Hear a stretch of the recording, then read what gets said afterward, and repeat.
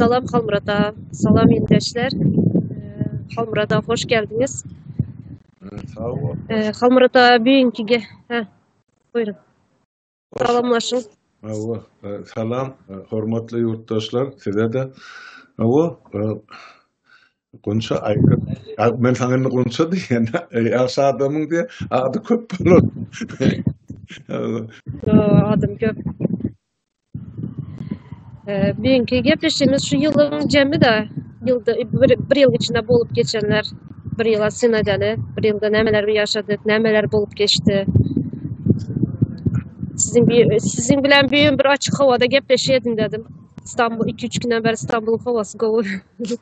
Doğru, hem biraz şeffafleştiriliyor bolsa da, yani bizim havamızın eğer şu pencereden görünen varsa duruşuna gar giyecek yağıp dur. Şu verse şunyalık soğuk yurt. Eğer kardeşim yılın cemine aitmalı olsa 2023 yıl atı bu yıl oldu bizim halkımızın ıkbalı için tarihi noktayı nazardan gelecekte şu yıl yapılanıp geçen köp hem de fırsatlarda ne için sebep halkımızın ayaklarının yılı deyip aysağım olacak. Ya ayağa kalıp başlayan yılı. Ya Türk halkının uruhlanıp başlayan yılı. Ya da Türk halkının 32 yıllar gaflat uykusuna yatıp sonra oyanıp gözünün açılıp başlayan yılı. Yani şu taraftan yani bizim halkımızın, devletimizin, milletimizin ümzüğü karanlıktan çıkıp ayaktılığa tarıp ädilýän ilkinji ädimlerin ýyly diýip aýtmagy dol esas var. Men şu rahatlary nämeden görýär? Birinjiden şu ýyl ýurdun hem içini hem daşyny halk birer herekete geçip başlar. Umum cemiyeti alsak, yurdun içinde bolup geçen vakalar, ya bir cenayetler vardı, ya da bir mektep okuvçuları bilen bağlanışıklı, sağlık yağdayı bilen bağlanışıklı, hastahanalar mı, türmehanalar mı, şuna vardı, köpürak maglumat gelip başladı 2023 yılda. O dine bile de beyleki yankı Türkmenistan bilen var. Şolaram topar maglumat al. Bir halk düşünüp başladı bir zada. Mesela mesela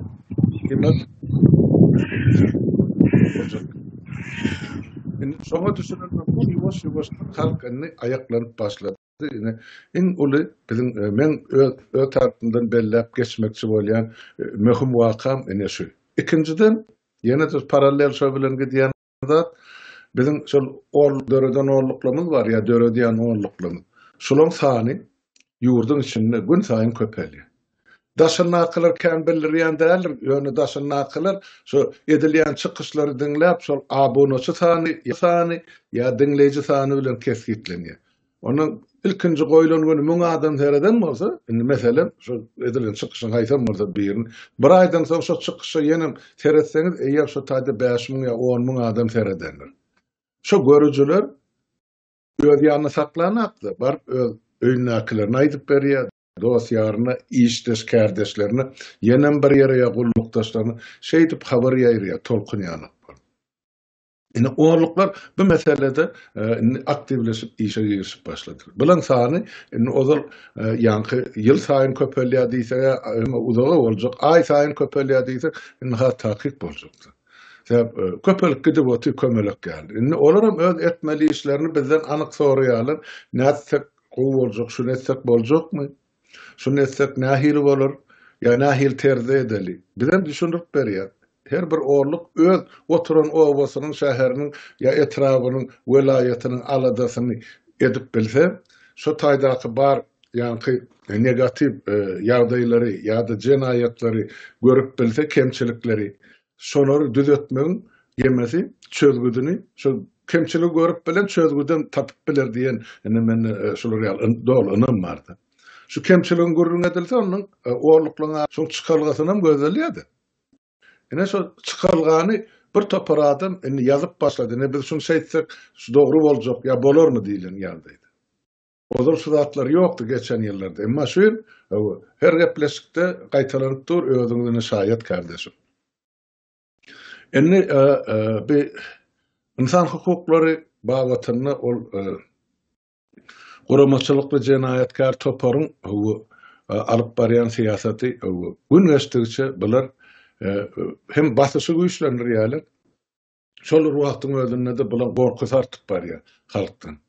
Ene şu iki tendensiýa da göze dürtülüp dur. Basysy nädip bular güýçlendirýärler. Ene başladylar ana maşyny gaty sürýärmişdi, bir topar adam çykardylar. Ya ene suwçylyk çekýärmişler diýip, ýene-de bir topar adam çykardylar. Olar ekranyň öňüne ýüzüni sarlap müzörşüp dur. Sonra ene bir ýanky bir altın satýa, gyzyl satýa diýdi, söwdegär diýdi, o diýdi, bu diýdi, iki ýeke ownyk nämeler, ol kasada bile satyp oturan gyzmy, ene şulary jezalandyryp halkyň gözüniň oduny alýar. Ene jenaýat edýärler, biz jezalandyrýas diýip. Olar ähresini üýşürende şol ýanky jenaýatkar hökümetiň bir gün näki ogurlaryny ýetenek. Bütün halkyň şol Türkmenistanyny o ýapylýan şolara günä ýa ogurlyk Gurban bolup onuň oglunyň tohumynyň şunu gorýarlar birje günlük döwletiň gazmasyndan ogurlayan puluny da ýetenek. Ondan bular şu zatlar bilen halkyň birincide gözüniň oduny aljak bolýar, ikinciden bularda ýanky ideologiýa ýok. Halka hödürler ýar, bularda taglimat ýok. Bularda bir erteki günne halk ynanyr ýaly bir öňe sürýän bilen hiç bir pikiri ýok. Bular näme daýan ýa? Bularda siýasatçym ýok, hiç adam ýok, kanunçym ýok. İşläp oturan döwletiň hiç bir puwdagy bolmandan bularyň bar bil baglaýany şol ýanky TikTokerlar bar, ekrana çykýan bir. Ikinciden şol ýanky toýdaky balary giýjek ünni şol şanyny aýdyp bererler. Üçüncüden ýörüte blogerler bar hakyny tutulan. Ondan jurnalistler bar. Şular inni hökümetiň dayanıcı bolup durdy. Fundamenti. Inni şular bilen şularyň üstü bilen olar özüniň bir kanun kürsülerini ýa hakimiýetin saklarjak bolýarlar. Ola minni başardan Ola minni başardan sebäp ol şol ekrana çykýan adamlaryň kimdigini, näme üçin, nähil satlykdygy, näçe pula satylýandygyny çel halkymyz diýýär, bilip görüp düşünüp başlady. Bilem ene bir psikologik taýdan ýa-da ideologiýa taýdan uly ýeňiş, halkymyzyň uly ýeňişi. Indi şu zatlar şuň kun jemlenni halkyň öňünde men pikirimçe bir zat bar, indi şu 23-nji ýylda halk indi öz güýjüne özi inanyp başlady. Şu döwletiň özüniň kidigini, şol ýerasty ýörüsü baýlyklaryň halkyň kidigini indi halk asy ýoşdan düşünüp aňşaryp indi şu zatlar hakykatdan menki eken diýen netije geldi. Indi munyň ýerinde näme bolar? Indi şu men zadym bolsa, men malym bolsa, näme üçin bular ullanyp oturdylar? Mesele orta goýuldy. Halk şonu soraýar. Näme üçin bular biziň halkyň baýlygyny bular näçe edip ýele sowup özlerine behişde ýaly ýaşap otyr, bizim dogzakda dogzagyň içinde oturyp. Şular ýa. Netije çykarýar. Indi bularda da şoňa jogap bermäge hiç ýyl bularda akylym ýok, düşünje de ýok, isledem ýok. Ýani jenaýatkar topardy. Indi halkyň ýekaja dady bar, onu maýdyk geçen şol şolum gowşokdan bary halkymyzyň şonu basýaşym bar. Olam näme? Şu ata baba şol nähilim bolsa ynanyk gelipdir, din duýgusy bar halkymyzyň. Indi şonu ullanmak üçin bulan hemmesi jenaýatkarlyk, hemmesi bir aýakdan Mekke'ye gidip geldiler. Bir gezek giden var, üç gezek giden var. Ýöne indi biz hacı bolup geldik. Siz indi Hudaýynyň ýanyna barsaňyz, biz şu peýgamberiň ýatan ojagyna baryp indi ziyaret edip gaýtdyk. Biz hacı bolup geldik. Siz indi biziň diýenimizi ynanaýmaly adamlar. Ağzımızda näme çyksa şol keramatlydyr diýen düşünjäni ene bir sowat ene körderken alan halkymyzyň aňyna goýup atýarlar giýje günni. Ýöne oňa da garşylykly çykyş edýän ene aydın pikirli adamlar bar, hiç kime diýip bilenak sen dine ının ya ınanma diýip. Ýöne şunu dinin üstü bilen halky diýde çökürüljek bolýan adamlar açyk aýdyp. Ine bilen halkymyzyň düşünjesiniň bir näçe adam öňe giderligini beýan edip dur. Men ine 23-nji ýylda şu zatlary gördüm. Men biziň Milli Halat Ediş Komitetimiziň urnan işleri bar. Gurucu meclisiň geçiren bir topar ýanky maslahatlarynda kabul edilen kararlar bar. Ýa-ni iki gullumyzyň ine şu ýurdun içindäki uly kiçi jenaýat alyp otyr. Bile ummaty uly sonra täze Türkmenistanyna bularyny taýýar faktlaryň, dokumentleriň üstü bilen işin prokuratura geçer, prokuraturada suud bilen mesela karar çykarylýar, jezasyny bererler. Bir de edilen gaty uly iş, on rehnedini ertesi gün ýurt azat bolanda halkymyz görer. Ýene de bir ýagda Milli Halat Ediş Komitetining soňky bir ýylda eden işleriniň biri daşary ýurtlarda, nirelerde, haýsy firmalarda bular ýanky ýurtdan çykaran baýlyklaryny gizap otyrlar, saklap otyrlar. Nähil ýol bilen şular ýygyna getirip bolar. Ol aýdyn edildi. Ýene de bir uly edilen işiň biri ana saparaga ýarna ýollaşlar bilen Türkmenistanyň ýer asty baýlyklarynyň 52 trillion dollardygyny ine halka açyp görkezdi. Ine biziň baýlygymyz şu. Şonu hökümet halkdan gizap geldi. Hiç açan şu salar ya şu sifirler halka aýdylmady. Şoň daşynda da töwerekden gelip iýjek döwletlerken ilkinji ýermenim ya iyi oturanım ene ýanky Russiýa Federasiýasy, Kreml, Putin o şoň töweregine näkeler bu. O şuňky çykarylýan ýarasty baýlykmy, öňümmi, näme şular hiç birisi Türkmen halkyna derişler, onu isledigiçe muhitdan amardan çykaryp otyrlar Russiýada taryp. Hiç kim hasabat sorana hökümetden hökümetem hasabat berene halkyna. Ýöne şol baýlyklar gidip otyr muhitna. Biziň halkymyzyň molsana sizin ýaşap oturan döwletiňizde Türkmenliň köpesi talabançylyk edip gün güzären dolanýar bot. Ýöne bilgim soňy geljegim görnüp dur. Muňa da sebäp ýa-da Orsiýadyň ýa-da ähtiýarlylyk bilen Ukrainaň üstüne eden çözüşi ýa-da 2 ýyl olay alyp barýan uruşy. Bu uruşyň soňam näme bilen gotarjagyny biz prognoz edip bilip bilýäs. Ya Ukrayna territoriýasynda ol boşaltmaly bar, ya da Orsiýa öz içinden öz Petra dargap gitmeli bar. Ya da şunun ikisinden bolar, hem territoriýasyny Ukrayna ýygynalar, hem Orsiýa lagşak gider. Sebäp Orsiýa bolan bilen ol bir milletden ibaret däl, ol 30 millet boly respublika bar bu içinde. Ýani Halmurada şu uruşa geçmeden öň menen bir aýtjak geplerimi bir aýdyp geçin, söz berseňiz. Başta şu gepleşiniz adam şu geçen yıl atsın diye bize sinetmeye görýäs. Yani sinedenimiz üçün bularyň häzirki bolup duran zatlary görüp bilýäs, Türkmenistan içinde bolup duran zatlary, yani düşünüp bilýäs bolup duran zatlary.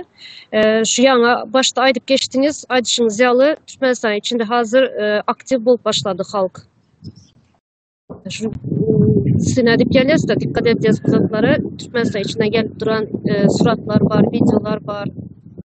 Halkın onluklары köpelenmeginin neticesi bu dep düşünýän. Halk uyanıp başlany, göz açılıp başlany neticesi. Ine bizler hazır 4-nji ýyla gitdi. Täze Türkmenistan ideologiýamyzy ortaga goýduk. Täze ideologiýamyz bilen yol ýürep barýas. Ýöne köp düşünmeýän, bilmeýän adamlar, sinetmeýi bilmeýän adamlar nerede täze Türkmenistan gurulýar, nerede bu haçan gurýaňyz dep soraýarlar. Ýöne bilmeýärler bu, düşünmeýärler bu bolup duran zaty. Bize bir döwlet gurup oturuz. Döwlet gurmak bir ansat zat däl. 1 ay, 2 ay ýa-da 1 ýyl, 2 ýylyň içinde bolýan zat däl dep bilýän men. Bunu adım hemme zatyny monjuk düzen ýaly düzmeli de. Onu bilen düşünen adamlar bu zatlara sesini çıkarmadan işini devam edip oturan bilmeýän ýerdesiler, haçan gurulýar, nerede gurulýar dep şuňaly bizleriň öňümüz kesjek bolýarlar. Gatı doğru. Şol ýene de 2023-nji ýylda aýdylmaly zat o meclis ağzalarımız vardı, Gurucu meclis. Saat köpüşü amal ettiler, erca ettiler, üstüne işlediler. Halka dine bir oturumu görkezilýär, ine şu taýda şu mesele bar diýip. Ýöne şu meseleni öýdary näçe edip alınıp maslahat edilip, goşulup aýrylyp soňra taýýar ýani proýekt ýa mysal hökmüne halka ýetirilýär. O gaty uly iş. Ine ozal şol parlamentin deputatlygyň nämedigini bilmeýän adamlar ýa dolu düşünmeýän adamlar inni şu zatları dolu göz getirdiler. Siz şol ýa-ni şu geçen 4 ýyl boldy da sapara bilen çykyş edip başlanmada Oktay ýawyň 27-sinden näri hasap etsek. Şu meclisem 3 ýyl, 2 ýyl, 3 ýyl şular aralygynda şu gürrümler edi. Siz meclis agzalary, ýurda barsaňyz islenip okrukdan öýdüňizi deputatla kandidat goýsaňyz men pikir edýän halk size hökmen ses bermelem sebäp siz şunça iş amal etdiňiz. Täze meclis saýlanýança siziň hukugyňyz şonsudan bar, Gurucu meclisi. Ýöne soňraky 5 ýyllyk dowam etjek meclise millet wekili hökmüne gatnaşmagy islenip bar. Siz ýa şol orna münasip kalplar diýip düşünýär. Taýda kanunlary iş tertibini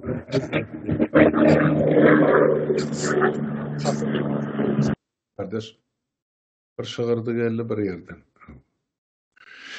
Ine şon üçin meclis agzalarym şol ýurdun içindäki ol oturguja ýa oturanlar bar, özlerini deputat diýip atlandyr. Şonuň ählisini üýşüreňdi de 125 adamy bir ýere jemleňdi de şuňky biziň Gurucu meclisiniň bir agzasynyň aňy, huşy, düşünjesi şolar hiç birisinde ýok. Bileleşdireňdi. Şoň üçin bizni şol kanuny nukdaý nazardan gelecekde saýlawlary Türkmenistanda geçirecek parlament saýlawlaryna taýýarlykly bar. Birinji etmelişimiz şol kanunlar toplumy biz halka höderlemeli, halk saýlawyna ilkinji ýa-ni meclis oturuş şu kanunlaryň üstüne işlenip ses berilip, düzeltilip ýa-da şu duruşuna kabul edilip durmuşy ornaşdyrylmak üçin. Bu gaty uly hem ýahili baýdan gaty agyr iş. Kanunçylyk işi inne goýy gazany alır ýurtdaşlar. Ol niýazmyň ýa-da Gurbangulyň aglyndan näme çykan bilen şon o kanuny ulanylan döwürden oba başda ola kanun däl. Özlerim bir kanun. Şo kursular eýlen bilen aglyndan çykaran her bir sözüm ýa kanuny kabul eden zatlar ählisiniň kanuny güýji ýokdur, ýene bir gezek ýokdur. Şunu 90-njy ýyllar men aýdyp gelýän halkym. Onun için olaryň şol beýleki döwletler bilen baglaşan şertnamelerem, kabul eden kararlarym, algylarym, bergilerim hemmejik bir kanun. Biziň türkmen halkymyzyň o zatlary hiç bir gatanjy ýok. Ya da Türkmen halkymyzda şol edilen işler, jenaýatlar barady we berilen hasabat ýok. Statistika bürosy ýok, bulan hazinasy ýok, bulan merkezi banky ýok, bulan bir durnukly ýanky döwlet manat kursy ýok. Ondan biz näme üçin o zatlary olan aýdaryny biz kanuny kabul etmeli, ýa-da eden bergelerini biziň nesillerimiz jogap bermeli. Ýok. Kim şartlarına baglaşan bolsa gitsin özler hasaplaşsyn diýip aýtmagy biziň halkymyzda dolu esas bar, fakt bar. Şonu aýtjak boldum. Biler ýaly ýurtdaşlarymyz şu zatlary dogry düşünýärler. Ine şeýlere siz özüňiz, kardeşim. Awa Halmurat ağa, ine menem Gurucu meclis. Sesim gelýärmi Halmurat ağa? Awa. Ine menem Gurucu meclisiň agzasy nesip bolsa täze Türkmenistanda indi 2024-de belki nämeler karar alarys. Şu başda men özüme mine Zenan Maşgala bolanım üçin bir ece bolanım üçin, ene bolanım üçin köprağım şu öňjemiz Zenan Maşgalalar çağalarımız bolacak. Köprak şularyň adından, şularyň behbitleri üçin köprak uğraş nämetjez.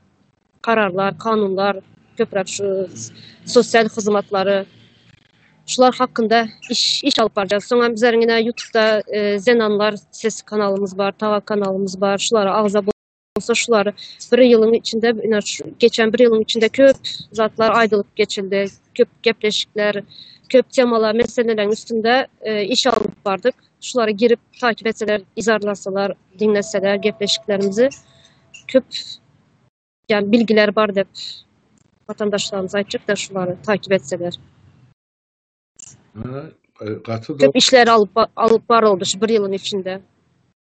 Ayal kızlar için. yok atı doğru üniversitede bellep geçmeli yeme zenarlar ulu kişi tapavdı yok zenarlar o halkımızın den hatta yasından mümkün. Yani şu çağalara terbiye veren yine de zenarlamız erkeklerden. Erkek kişi dine şu kazanca diye öyüne aylığını getiriyor, zahmetini, daşını oraya maşalatın ol başa da yani çağa terbiye veren ulur diyen şunu yetmeden esası maşalada şu yenedir çağa necesi. Şunun için şu zenarları biz elmeden şu nahilem olsa ön planına koymalı, şulan aladasını etmeli. Bizde şular yani uğur var ya şular yani bizde yönetilen siyaset var. Şonu kurucu mecliste de siz anlansınız, görünsünüz, dinleyeniz, özünüz şonu katlaşma. Şonun için sizin şu göreden Zenarlar Sesi yankı saytınız. Ya yine Türkmenistan'ın ayal gıylarının arkadaşları. Ya da özümüzün özarı diyen çıkışlarını. Yankı yine Zenarların yine yüreğine batıp duran yine koşan koşuları. Şu zatların hemmeciği yine halkımızın geleceği için edilen aladalardan var. Ve yurda baramızda sizin yani kaydısınız yani parlamento dörlü devletin dörlü durmuşuna değişli kararlar kabul edilir. Yani şu prioritet yani ilkinci nöbette edilmeli işlerin biri çağılık bilen eneliğe katı ulu üns bilen seyredilmeli ve değişli kararlar. Göz önünde tutmalı köprek şuları. Hava çağı doğanın yani çağları bağı var, mektep var, yukarı mektep var, şulan hemmecini iyilik ederli devletin aladasında bolup dursa, onun sol yani sizin aytışınız ya, yani sol sosyal siyaset boluyor. Şolam hükmen ediler, edileceğine siz özünüz meclise kaldırıp otursunuz. Ol hem edilen görünümler halka getirilen yani ol meclisin içinde geçen çekeleşikli yani görüleşikler onun şu tayda kanunlar tapa geldi. Şonu diyecek bolyan zadım şu bilen sizin edeni işiniz katı ullokan o Tanrı yalkatan hemmenize şu denarlar şu meclise katnaşıp durarlar. Yani halas ediş komitet takılır. Hemmenizin öz goşandyňyz bar. Nüştaýdy. Menim öz gözlegimde ya meclise gatnaşýan ya bizim öz aramyzda bile yani işleşýän kardeşlerimiz, erkek kız kardeşlerimiň adyny size minnetdarlygym bildiresim gelýär. Sebäp ýurdun içinde sizi zenarlary dinleýän adamlar gatykan her sapar jan edemde de ya maňa jan edip ýörüýär diýerler. Harmana şoňlamyza biz tarapdan minnetdarlygymyzy aýdyp berdiňiz. Ýardym beýär, sag bolsunlar. Bir arkamyza ýel çalan, şemal çalan ýaly bolýar, şolar aýdýar. Bizde gelejegimizde umyt dörýär diýip, şolar ýaly gaty şu terde ýurdun 4 künsünden aýdylýar şu görünme. Şo sözler Halmurata size degişli. Bu denarlar edýän işiňiziň şol halkyň size berýän bahasy. Sag bolun. Almurata bir asırdan köprek bolandır. Bu milletin zenan başkalarının sesi dinlenmedi dep düşünýän. Dinlenen bolsam az dinlenendir. Mesela Ana Sultan Kekilova var bileňiz. Ana Sultan Kekilova'nın durmuşunu, nähili durmuş boldu. Söz azatlygy yok. Çıkıp gepledi, geplen bilen bunu kitap yazdı, yazan zatlarını okadık, takip ettik. Neme attılar, delixana attılar, deli boldu. Zenallarımızın sesi duyulmadı. Indi bundan son zenallarımızın sesleri yükseklerden duyulacak diye düşünüyorum. Eger de şu gidişine gidecek bolsa da meselem şu günkü jenayetkar toparın alıp barýan siýasatyny dogry dürüst baha berjek bolsak, şu gidişine gidecek bolsak, ertesi gün bizim gyýyzlerimiz asla hak hukukdan aýyrjaklar, ýene de hep dönüp başa sokjak bolýar. Son bir niýasym da başlanda uran aýdypdy. Dogry ki, bilim ministri bolan medya bilim gerekkä 9 klasy meterlik oglary diýe gyýlara okutmasaň boljak diýen ýalyny. Ine şol klasynda ine institut, universiteti 2 ýyla getirdiler institutlary. Emma mektep meselem attestadynyň 9 klas etdiler. Ol 9 klas bilim bilen öňkü SSR territoriýasyna ýa-da daşar döwletlerde hiç kim okuwy kabul edilen ol ýörüýte gornaldy. Şu türkmen halkyny ilmsiz bilimsiz goýmokçy. Halmurata şunun ine diri şaýady menine. Diri şaýady men şunu. Dogry. 8 klas bitirip galdym. Ay ýok, ol ýema Endi ol ýema oňa ökünip oturma kardeşim. Ol ýema akyl ýa yok ökünem yok. bolar diye onun durmuşun öz tecrübesi var, durmuşun öz üniversitesi vardır. O yüzlerce, miňlerce kitaplarınız vardır. Onu hiç bir üniversitede ya institutta okudan atlar. Adam öğretiyor. Onundur Moğolluğum okudan onun kellesine ya girena okuyan Moğolluğumda kelle var mı, akıl var mı, yok mu? Onun beni şu kun görüp oturuz. Bir vraslan ne derecedeki vraslarını ya lokmallan, ya ne derecedeki pedagoglan ya Moğolluğumlan varlığın. Dilo hemmecik diplom satın alınan. Halmurata az düşünen de belki de Aydır. Atistat alıp bir yerlere okuwa giren bolsa bunun ýaly häzirki aklım bolmasy dep düşünýän. Doğru. Yok senin sol atistat satın alan adam biri vardın. Eğer 10 000 dolar tolan ne edip iyidini 50 de almalıp onun çağıların enatasını salgıt salırdın. Eğer doktor bolup o operasyon ters ederdin ya onun pul almasan operasyon kolayına da varmazdın. Ene sol. Ene bir yankı para sistemasının dörediyen önümü. Ama sen yurdun daşın bak her gün näçe sayt açýan, näçe kitaplar görýän, video kitapyn beýle kim adamdan çykyşlar var, dörli döwletlerin durmuşyny görýän. Ondan adam ösmek bilen. İstenlik ýaşda adam ösüp bilýär. Eger isleги bar bolsa. Ýok şol maňa şol aharpynyň şermenine bolup ýaşapýan şolum ýeterlik diýse, onu durmuş şowul etik diýerdi. Bizi şoňa mejbur etdiler. Siýasata goşulma, döwletiň işine sokulma, nämetme. Kim olar? Şo döwlet diýeni kim? Halkyň öz işime özüm barıp goşulmasam nähil ondan men insan bolýar. Hatda item öz ketegini öz gorýar. Näme üçin biz insan bolup öz hak hukukumyzy, öz öýümüzi, maşgalamyzy gorap, zaten soňra bar. Şunu hemme milletler, döwletler edip otur. Daş töwrek müzakirler. Diňe türkmen şumal iki ayağına asadılıp gedilini şu neçeli. Ýöne mundan aňryk türkmen ayağa galjagyny görünüp dur. Ýöne türkmen ayağa galsa, onu bütün Orta Aziýa agdyny açdyrar. Ona öňünden aýdy. Şäp 32 ýyllap alınmadyk ahmir kalplardaky salynan yaralar bolan hemmejigine ene bir wagtda bir günne jogap bermeli şu gün häkimet başynda oturarlar. Halmurata doğru etdiniz. Ine bir ýyllap bizlerine jenaýetçi toparın nämesi diýen aýaklary my diýen, mugallimler, doktorlar, polisler, prokurorlar şularyň eden zatlaryny hemmesini bir ýyllap sinetdik. Telegram kanalymyzda habarlaryny koyduk, ýurtun içinden gelen habarlar koyduk. Hemmesini sinetdik. Indi şerde ýene bir sany bir näme kaldy da başta yine İstanbul havasından aýtdym. İstanbul havası 3 günden beri gowy hawa dedim. Güneşli. Ýöne bizlerin ýurtun içinde hazır benim çağalar bilen gürleşen de şemal bar diye, tozan. Şemalam değil, tozan. Tozan bar diye. Ine şu soňky bir 2-3 ýylda şunýaly köp şunýaly habarlar gelip duran da ýurtun içinden. Sinetdik Aral dengizinin kuruması dedik bu. Kurumasının sebebi dedik. Şu hakkında birazcık üstünde durup geçsek Çünkü soňky ýyllarda köp şunýaly nämeler gelip duran ýurtun içinde.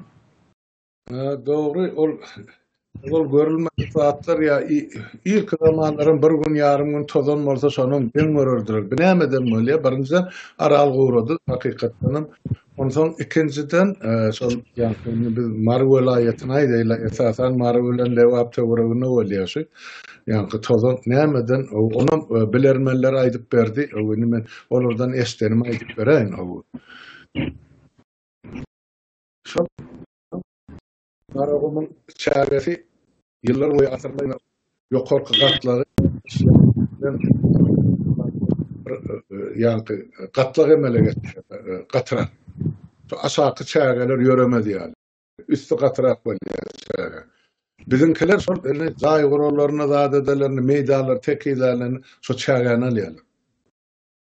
Ona gelip ýatan yüzlap hektarlar şo çägeler getirip maşinlap, 100 maşin, 1000 maşin, şo ta düzlep şo ýanky ozal port bolup berk bolup duran ýemani çägeň üstüni bir açyp goýýar. Soň çala ýelesini çäge göçüp başlaýar täze. İkinciden tozanyň çäge göremegini sebäp bolýanlar olam şol bizim tebii ösümliklerimiz var.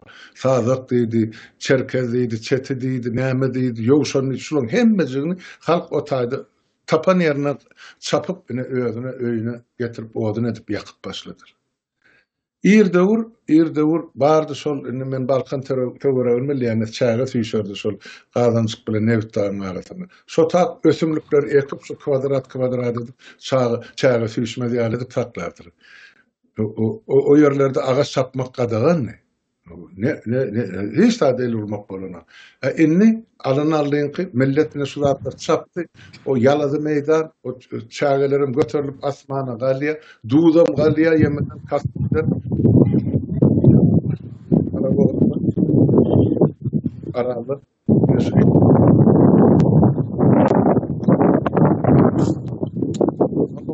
Ayya, çok de Mary welaýaty bilen çärje daşawuzda şu kerpiç dawatlar känni.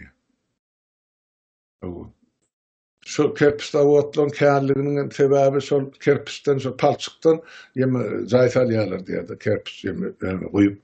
Ondan şolaň ýerlerim oýulyp galýa, ondan şu ýerlere de ýene de ondan çäge sarap, ine şeýdip ekologiýa gün-günden erbetleşip başlaýar. Bu taýda esasen tebigatyň öz-özünden dören zatlar adamyň tebigatyň içine gatylşyp tebigatyň garşysyna eden jenaýatynyň netijesi. Şorbasan meýdanlar o paxta kılıp taşlanyp şo saparaga aýdyp berýär. Näçe müňlap hektarhana zaýlandy. Ana şolaň tozany, şolaň çägesi ine halkymyzyň üstüne ine buň ýağış bolup ýagypdy. Men şonu görüyorum. Yok, bular Allah'dan gelen dep inan oturdular da Allah'dan gelen dep. Allah'dan gelen dep inan oturdular. Şunun için aydın. Yok, o bennesinin edenini Allah neylesin. Adamlar öz eli bilen edenini negini bilen çekip otuyorlar. Pikir ettiler, ay bir tebi, nämetde nahil cenayet etmek çıda otuyor, sessiz zanlı organizm, yani sesini çıkarıp bilen tebi. Yani ne suda atlan üstü bilen sesini çıkarıyor. Ene karşılığını var koy. Ne çekin diyor. Ne atıp kovan arasalamar. Şu vardı şuun kun cenayetkar topar. Yeke yerde televizyonda da görkezdiler mi? Şular ýaly ýagdaý var diýip. Yok. Ýöne halk şu tozany demal boty. Şu tozanyň içi duruşuna zäher. Duýdum zäher beýleksem zäher tozanyň içindäki şu ýüzlerçe jisim var. Kimikatlar var. Ýanky paxta meýdanlarynyň şorlananyň gelýän ýanky. Buna men mesela adam dem bilen öýkönne saňdary, ene öýkön keseli şonun dem gysma şonun, soň böwrek atkaz edýär şonun. Ene başga ne üst kesel gerek. Halk ýok etmek üçin. Halmurat da sapara aýdyp geçdi, herkesem aýdyp geçdi. Bu meselelerin netijesi var. Evet, netijesini tap bolýar, düzüp demedip bolýar dep. Üstünde işlep bolýar dep. Yok, bunlar düzeltip bolar. Muňa ýönetet çykdyjy gerek. Muňa ilim gerek, bilim gerek, düşünjeli adamlar gerek. Şo tehnikan, meselem tehnika bilen düzeltilýän bolsa, şo tehnikan getiren dedi. Şo tehnikany işletjek bilermeler gerek. Hani getirdiler başta Adam yetiştirme. traktörlerin John Deere. O çağın içine soktular var hemmesi ene motorları harap boldu. Bir ilkinci yıllarda yapın getirdi. Onu doğrudur teknoloji işletilmeli mekanizmler. Adam yetiştirmeli. Havrata. Kıyıkı. Nasıl? Endi şu yana biraz yarım kaldı da aydı başladınız. Başka tema geçtik. Şu Ukrayna uruş hakkında biraz üstünde durup geçsek, bu yıl bulan zatları. Sonra şunun bilen gepleşiniz, cemlesek bolýar. Bala. Hem Ukrayna'da yana 2 aydan 2 yıl bolýardy. Uruşun başlananına. 2 yılla Ors tarapından yok edilen ya şol uruşda ölen adamdan eserlen sany 350 miňden geçýär diýip aýdylýardy. Diýmek 350 miň wepat bolan bolsa ýene de üstüne 1 milyon yaralyny goşaýmaly. Uruşun öz aritmetikasy bar. Şunu ýaly. Diýmek maýyp müjürp bolan sanyň 1 milyony bar ýa. Yaralanlar görnüşde. Dini Orsiýet tarapyndan, Ukraina tarapynyň aýdylana sebäp hiç bir tarap özüň kinaýdanatdy, garşy tarapynyň kinaýdy. Ýöne men pikir edýän onu. Harby bolamsa, Ukraina tarapynyň çeken ýetkisi azdarlar, şondan otada Ukraina tarapynyň grajdan halkymada bomba ýalyp, ýanalar, garrylar, çağalar kän ýok. Onun için ol uruşun yetiren diýany gaty uly ýöne näme bilen gutorar diýilen soraw hem Mämedin öňümizde dur. Bolup geçen zatlar barady men bundan bir 10 kunadan bir giňişleýini aýdyp berdim ýene de şu gysgaça şu täzeýle aýtjak zatlar bar ýöne şu taýda bir söz bilen aýtsam ýerde geçdi ýeňiş Ukraina tarapynyň Ukraina halkynyň kabul. Soňusy bilen ama ýanky mülöwdedasyny alar. Bilen Putin kakasy ortadan gidenden soň Orta Aziýadaky döwletler ýolbaşçylary bir aýet nählisy işinden boşadylar ýa tutsadylar ýa cezalandyrdylar. Ýa olan hemmesi Putin tarapyndan goýulan ýa Putinin hyzmat edip oturan adam. Şoň boljak görnüpdir. Şoň esasynda da şu boljak gelecekde boljak syýasy wakalar bilen baglanşykly bizim Türkmen halkymyzyň azat bolmak pursaty. Şolar bilen men dolu baglanşdyrýan. Bunu görüp belki 24-nji ýyl bolsa diýen bizde umyt bar. Şoňa da prognozlar hem bar. An görel nähil bolýar. Indi ýylyň şu öňümizde ýylyň ahyryna çeldi. Bellisi bolaýmaly. Bu mesele bunun ağrı çıksa ya çekse onun şimdi dünya kilbari ezil çıktı. Sadı krizise düştü. Devletlerin köpesi şöyle uruştu. Bahalar gımmatladı. Yanlış gımmatlansın bahalar hem gımmatlı ya da harida da iyi. Beylik Türkiye'deki liran bahasına açağa düştü. Açısını. Aşın alışı vetede de haritler ozal bir aydaylı pomidor ya xiyar bir yarım dolar duran bolsa aşı mahal 5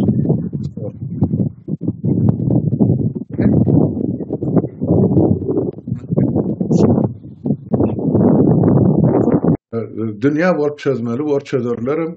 Ýöne kimin ýeňiji boljagy, biz agzy olup aýdyp oturmaýly, görnüp duran zat. Orsiýet eger şol ýadro ýaragyny ullanmasa, diýmek Orsiýet öz goşuny çykaraýmaly bar Ukraina territoriýasynda. Bolu başga ýerde ýok. Men şunu görýän gelecek üçin. Galan zaten mene şu ýene nesip bolsa, ýerki saparagy bilen ýeme täzeýlemäň syrasynda cemlejek bolýar 23-nji ýylda nämeler edildi. Onlara sesim gelýärmi? İnternetim azrak bolan üçin. Gelýär. Şoň üçin şu zatlary Ýene bir sany synetmeli zadymyz şu bir ýylyň içinde bolup geçen Türkmenistanda ýa tutulup Türkiýede tutulup Türkmenistana uğradylan vatandaşlarymız, ildeşlerimiz köp şunyalı ne vakalar bolup geçti. Türkmenistan'ın içine köp giden ildeşlerimiz var. Şular hakkında birazcık şuları aýdyp geçsek. Ben bu arada Ben bir tane lokal oturma sebep kim akıdıllı, nahil akıdıllı, nerede olur, kim uğrattı, öldür gitti mi, ya bir tutup uğrattı mı, ya hükümetin yörediyen yankı korku salmak siyasetinin neticesi mi? Bu zatları biz bugün kuna aydıp bilmeyiz. Elimizde fakıt yok. Onun için fakıtlı zatı ben adam der, görülecek. Adamlar var, hani uğradılıp dur. 100 mindən uğrak adam hani Türkiye'den de Türkmenistan. Yine ol var. Ol adamla baranmış. Var. Şunu aydan. Halmurat ağa, şu. 100 mindən Doğru. iş orunları yok. Şuları sağlık tarafından kömek ediyor mi hükümet? Yok. Ya iş tapanı da size sosyal kömek veriyor mi? Yok. Yani çağasının yani. Yine bir dert var. Yani onu biz görülersem aydarsam yine baran adamlar haber getirip ol yönü, ol içinden Şunu aydan Halmurat ağa, ben o ayrı tutula aktivist zatlar, ben ona girmeyen, ben hem inanmayan zatlara. Onun için Zatlara fakıt yok onda. son için çok faktı zaten biz aydıp yönü fakıt var zaten 100 mindən uğrak adam şumal Türkmenistan'ı uğradılı Türkiye'de. Yine şolun nahil ikbal var. Biz şoları ne giyecek ne diyizarlar oturuyor. Anırdan bize yani habara çıkan adamlar var aydıp dururlar. Neyme var neyme yok. Bizim sonra derişli netice çıkarıyor diyordu bir de. Yine onun aladasından bir raydaşlık bir borcumuz deyip düşünüyor. Şu berden tutulanlar, tutulup Türkmenistan'a gidenleri için yurtun içine biraz aktiflaşmak başladı. Köprü şunyalı videolar suratla gelip başladı. Ben şu dep düşünüyen gelip oturanın sebepleri hem şu yurtun içi katı köp az aktif. Sağ olsunlar vatandaşlarımız, köp ildeşlerimiz, köp surat video oturan, haberleri getir oturanlar içeride. Sağ olsunlar. Ama kardeşim diyen bir sözüm vardı. Hem de deneştirende belli oluyor ya ayan oluyor ya yüze çıkıyordu. Şimdi berdin Türkiye'den baran adamlar şu tayda hizmetkar olup işlerinin olsa Türkiye'de ne hilem olsa demokratiya var. Sözünü edip bilen, görüp bilen, kabul ediyen mass medya var. İnternet istediğince işlep dur. Var yani o deneştiriyorlar. Ne yok bizim yurdumuz böyle oluyor diye sonra görüyor. İlk kellesine dörüyor, kalbine dörüyor, durmuşuna görüyor, çağısına, masalasına görüyor. Sonra bir gün şu fıkırını köçe çıkarır adamlar, hükmen. Ya da ölüp gitmeli var, arzunu kursağına karladı. İkiden birine adamla saylamalı oluyor. Onun için bu millet hem sesini çıkarma, dımı oturmaz o tayda, o düşünükül zaten. Bu adamlar özünü insan hükmüne duyuyor, koyun mal hükmüne de. Gulgırnık bolup yaşası geline. Öz ata vatanı özünün yurdunu gülüp oynap maşgalası bilen yaşatları geliyor. Bol elinde olmuştu. Halmurat ağa, Türkmen milleti güçlü millet. Aydiyalar ya bu Türkmenler korkak zatlar. Ben ona inanmayan. Bu korkak ettiler bunları.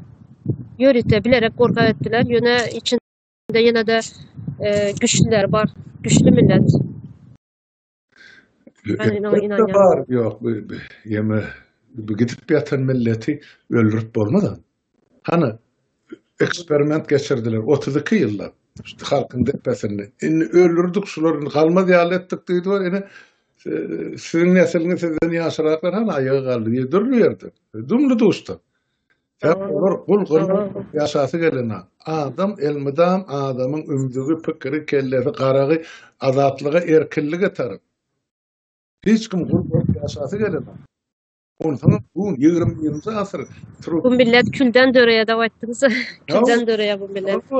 Bu tazeden son döretme. Son için aydırlayan alıp barayan esas aydırlayanda bir hizmeti şuun kuun çağılar için ertek gün doğacaklar için edip otur. Şuun kuun yaşap oturarlık köpüsü sen aydı oturun da 8 klas bilimli kalın deyip. Yani sen ediyen çıkışlarını şu tayda akılın 3 diplomlası edilin hatta kardeşim bağışla yüzün aydiyen şu. Şu ikimizin görüşümü değil bir yeri geltmen karşında. Ama öyle bir şey var. Halk ne ister bakanım bilimli olsun halk. Şu halk birazcık düşünmeli Halmurat ağa. Şu berde Aýdy gutaran ştaýdy. Kesinlikle. Her hildi ýagdaýda bolsun, Bol- şol biziň halkymy. Bizde başga halk ýok. Biz öz halkymyzy şol berem, şol bolsa biz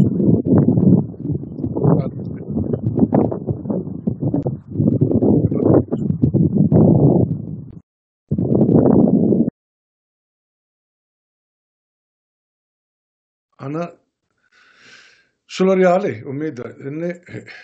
Yani şu taýarda jemläýlim ýa, başga da barmy soru? Esingelene. Şunu aýdyp geçin Halmurat ağa. Şöyle ene hyzmat edip ýören, Türkiýede hyzmat edip ýören ildeşlerimiz, şunu edip ýören hyzmatymyzy Türkmenistanda, öz ýurtumyzda etsek. Elbette. Ýa, Ey ata watandan bir gormy. Şu taýdan hiç çağalarymyzyň ýanynda, maşgalarymyzyň ýanynda. hiç kim şu taýdan şumal türkdi işläp bir meýletin çykyp gaýdan, ay men şu ta zindarma çek diýip gaýdan ýok. İşlejek diýip gaýdan. İşlejek näme üçin? Şu Türkmenistanyň akydym gowdurmuşy ýa-da ýa çağaran bir ganimet problem. Türkiýe egine şygy bolsun, iýje şygy bolsun, bir udasyna çykdylar. 99 götürüm. Bir götürümü son tutardı. Yankıbı neşe çekip atmışım. Yemeden qalanı maşgala arasında bir udasyna. Eger bir udasyna iş bütünedimse bildiğini daşarı yurda dinç alma gitmeli millet. Emma yer astı, yer bayrıklama. Biz asla şu bir ýylda 10 kay var bolsa son 4 aýyny dünýäni siýahat edip ýaşamaly millet. Çağalamyzlar. Koy get beýleki milletler Türkmene hyzmat etsinler. Bara yer astı yer üstü baýlyklar. 100 nesile, 1000 nesile ýeterli. Şoňa düşünmemiz zerur biziň halk bolup. Ýoksa biz ýetip gidýäs ýeriň ýüzünden. Ene biz giýjek onu düşünýärmiz şol halk. Ey ata watanyny edip halk bolup. Ene toprakda başlar. Hemme kişi şu taýda öz watanyny bol elin durmuşda ýaşap, gülýal jaýlarda ýaşap, işi bol ýa öz biznesini ýöredýär, ýa öz mülki bar, ýer topragy bar, eli uzadan ýerine ýetip dur kapysyny hatara duran maşinler haýsy döwleti gidip dinç aljak diýse çağalaryny elinden tutup uçup gidibermeli. Bara mümkinçilik. Şo näme üçin şu taýda milletler edip oturdy Türkmen eden açany. Norvegiýada men ýadamak, ýaltanamak şonu. Diňe ýanky şolarda nebit tapyldy. Şu diňe nebitin hasabyny şolar gelecekki nesiller üçin 1 trillion 300 milyard dollar hana hazina basyp goýdyr. Olam şu işläp dur, gün-günden şu hazinada aksiýalara goýulypdyr. Olam üstüne köpelk gidip otur. Norwegiýan milleti 4 milyon ýarymdan aňryk geçene şunku. Bizim Türkmenlerimiz daşky işgizin üşüröňde de zähmede işlemäge ederler. Ol şunku 4 milyona da ýetene. Ýöne bizde onlarça dürlü ýerasy ýerisi baýlyklar bar. Diňe nebitde, nebit agdan aklary ma bizim döwletimiz. Emma şu Türkmenistany öňürleýän nebit ýemänkden Norwegiýadan pesler. Hili boýunça olokudanam bu. Ýöne nirä gidýär bu pullar? Hana Kremle gidipdir. Gadam nebitem ýerasty beýleki ýerisi baýlyklar hemme zat bar şu taýda. Ýöne halkyň deňinden geçip gidýär. Yani suw ýalak.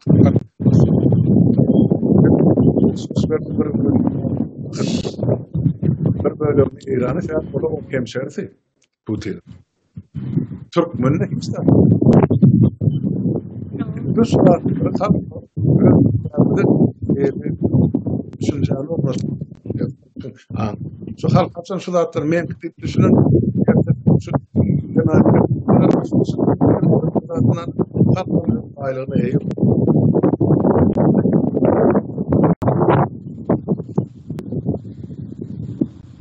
Şurada Cemdeli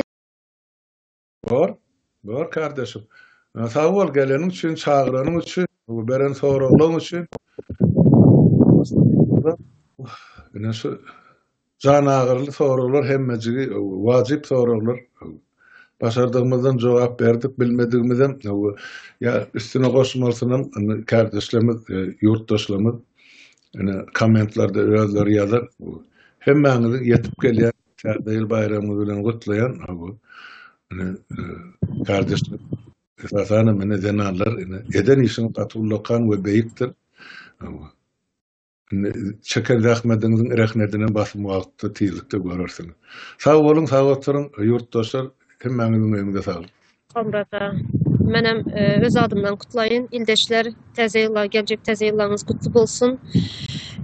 Täze Türkmenistanda berdine hyzmat edip ýürýän wata ildeşlerimiz öz ýurtumuza giden soň täze Türkmenistanda dört ellep yapışıp hyzmat etmesini, hemmemiz bir bolup çar tarapdan yapışmasını isteyen, sağlık bilen öz yurtumuza, çağlarımıza kavuşmasını isteyen. Sağ olun edin. Sağ olun Kalbrat, sizem geleniniz için sağ olun. Sağ olun.